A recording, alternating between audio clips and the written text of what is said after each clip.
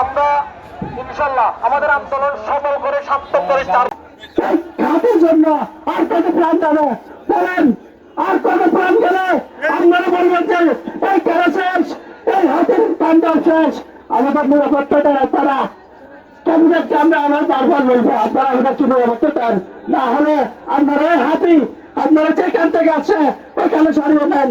আপনারা পাহাড় কাটতেছেন, বঞ্চল কাটতেছেন, হাতে থাকার জায়গা নাই, যার কারণে হাতে আমাদের অসুস্থলে চলে আসে, আমাদের বাসস্থলে আক্রমণ করে ঘুমাতে পারি নাই। আপনি আমার সরকারি বাইরেকে বলবো আজকে যতক্ষণ পর্যন্ত শুরু না হয় আপনারা আল্লাহ প্রশাসন হিজারা আমার তার বন্ধ কেন, আমার তার বন্ধ কেন ভাঙার পরে আমার ওর থেকে ঘুম থেকে তুলে টেনে নিই, আমার বাচ্চা খুলেছে কিন্তু ওদের ট্যাংবারে ধরে ফাঁক দিয়ে অনেক ঘুরে ফেলে দিচ্ছে, বাচ্চা চলে গেছে একদিকে। আলাদা বাচ্চাকে কিভাবে বাঁচছে আমি জানি না, আমার ওয়েফের বর্তমানে এখন সিটাং মেডিকেলে। সবাই দোয়া করবেন। আরেকটা কথা হচ্ছে যে বাংলার জমিনে সব পাওয়াছে আজকে থেকে বাঁচতে হবে, আজকে যদি দুর্নীতি বাংলার জমিনে থাকে আজকের থেকে তুমি প্রত্যেকে বলতেছি লাঠি হাঁকি নিবে লাঠি। কালকের দুঃখ যদি তোমরা দেখতা আমার কম্বল হয়ে গেছে, আমার অর্ধেক বলতেছে আমি তো নাই, আমার ওয়াইফ কিভাবে অন্যের বাড়িতে গেল আমি বুঝি না, পায়ের পুরোটা বাগা এড়ে চলতে পারি। আর উদ্বোধন কর্তৃপক্ষের সাথে আমরা দ্রুত কথা বলবো। আর এই আপনাদের কাছে অনুরোধ রইল, যেহেতু একটা সেন্সিটিভ রাস্তা, আপনারা আমাদেরকে হেল্প করেন। আপনাদেরকে নিয়েই তো আমাদের এই সমাজ ব্যবস্থাপনা, রাষ্ট্রীয় ব্যবস্থাপনা, এটা সেন্সিটিভ জায়গা। আর পাশাপাশি আপনাদের সহায়তা চাচ্ছি, এই যেহেতু একটা শিল্প ইন্ডাস্ট্রিয়াল এলাকা, তো আপনাদের এই সহযোগিতা হলে আমরা আরো খুব দ্রুত জিনিসটা আমি এতটুকু বলা দিতে পারি আপনাদের কাছে যে এতগুলো মানুষের সামনে রোজা রেখে তো আর আমি বিভ্রান্তিমূলক তথ্য আপনাদের সামনে উপস্থাপন করবো না। এতটুকু নিশ্চিত এতটুকু বলতে পারি যে আমি সর্বোচ্চ জায়গায় চেষ্টা করতেছি, কথা বলতেছি, আপনারা আমাদেরকে হেল্প করেন যে এই রুটটাকে একটু ক্লিয়ার করে দেন। আমি দিলাম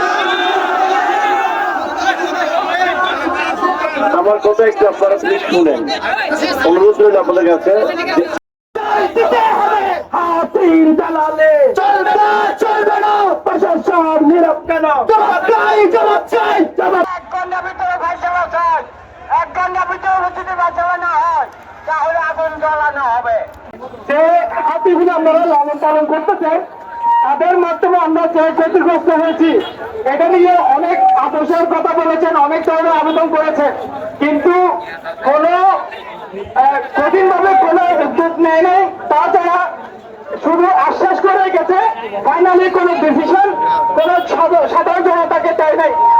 এখন যে ব্যাপারটা, এই ব্যাপারটা নিয়ে অতীতে অনেক কিছু হয়েছে, অনেক আপনারা জানেন, সবার সাথে পড়ছেন, অনেক কিছু হয়েছে। আমি আসলে এলাকার নতুন, আমি কিছুই জানতাম না। এখন এই ব্যাপার নিয়ে সকাল হইতে এ পর্যন্ত আমি সিনিয়র অফিসার যা আছে সবার সাথে কথা বলছি, কর্তৃপক্ষ, ফরেস্ট কর্তৃপক্ষ, প্রতিনিধি, আমি কিছু লোক পাইছি, কথা বলছি, ওনারা মধ্যে ঠিক আছে, অতীতে আমাদের ভুলভ্রান্তি অনেক কিছু আছে, ওনারা সবাই স্বীকার করছেন। ওই ভুলভ্রান্তি গুলো আমরা কিভাবে মীমাংসা করতে পারি, এগুলা সবাই আমরা বসে আমাদের এখান থেকে 4-5 জন যারা, তারপরে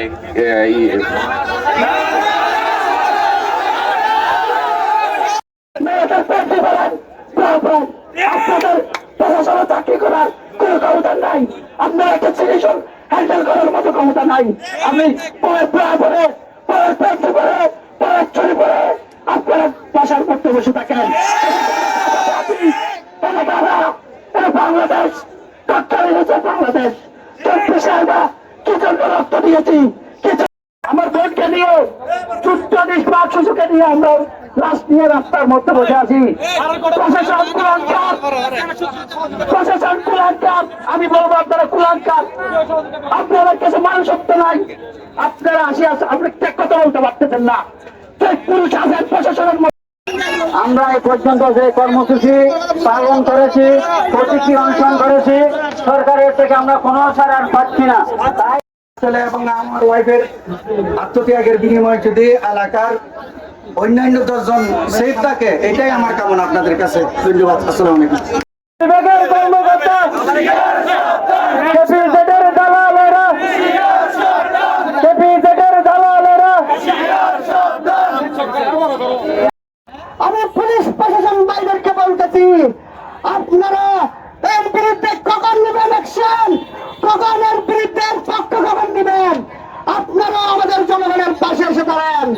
সংগ্রামী ভাই, আপনারা আমাদের এলাকার আমরা স্থানীয়, আমরা কেউ এখানে